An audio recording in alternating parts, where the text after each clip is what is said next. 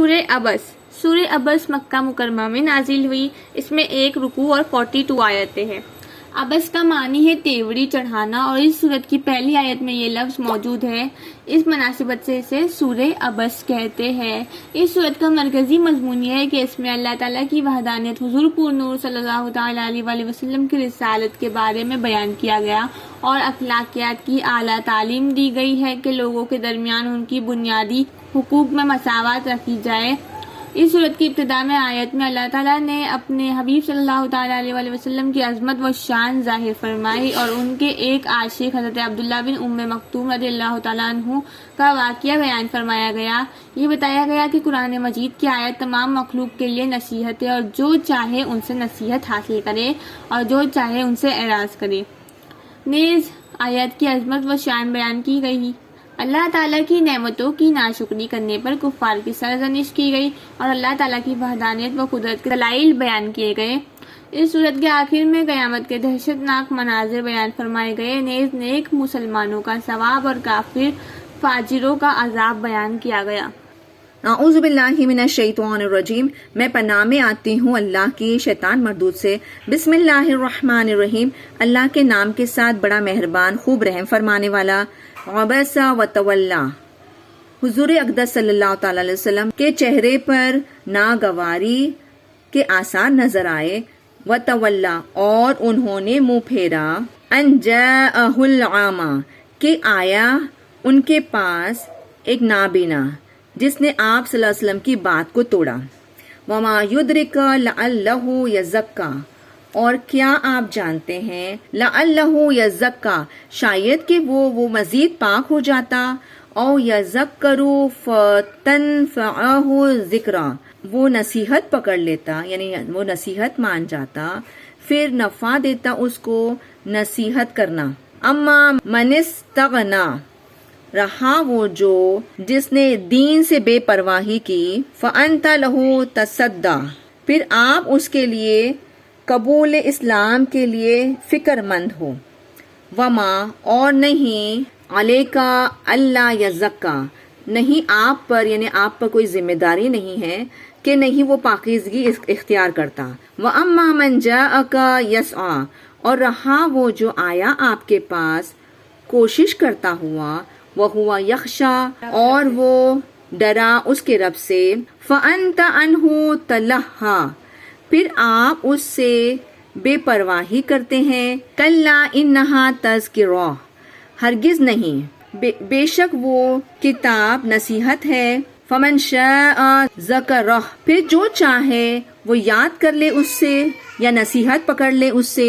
فِي صُحُفٍ مُكَرَّمَةٍ، صحیفوں میں یعنی کہ اوراقوں میں باعزت۔ مرفوعات مطہرہ، بلند مرتبے والی، نہایت ہی پاکیزہ۔ بِأَيْدِي سَفَرَةٍ، ہاتھوں میں لکھنے والی۔ کرام بررہ، بزرگی نیکوکار۔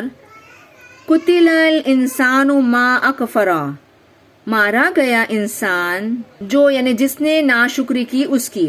من ای شیء خلقہ، کس شے سے اس نے پیدا کیا اس کو۔ من نطفۃ، ایک نطفے سے۔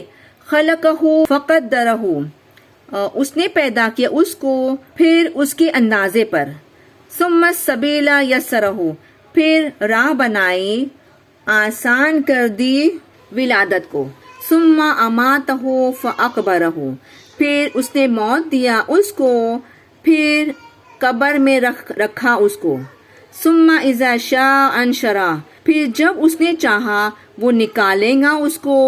کلا لما یقضی ما امرہ، ہرگز نہیں، اس کے لیے جو پیش کیا جو اس نے حکم دیا اس کو۔ فَلْيَنْظُرِ الْإِنسَانُ إِلَىٰ طَعَامِهِ، پھر چاہیے کہ دیکھے انسان اس کے کھانے کی طرف۔ أَنَّا صَبَبْنَا الْمَاءَ صَبًّا، ہم نے اس پر ڈالا پانی گرتا ہوا۔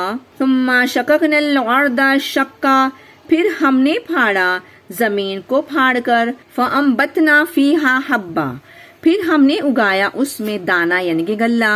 وَعِنَبًا وَقَضْبًا، اور انگور اور ترکاری، وزیتون و نخلا، اور زیتون اور کھجور، وحدائق غلبا، اور باغات گھنے، وفاکہۃ و ابا، اور میوے اور چارہ، متاعا لکم ولانعامکم، کچھ فائدہ تمہارے لیے اور تمہارے چوپایوں کے لیے۔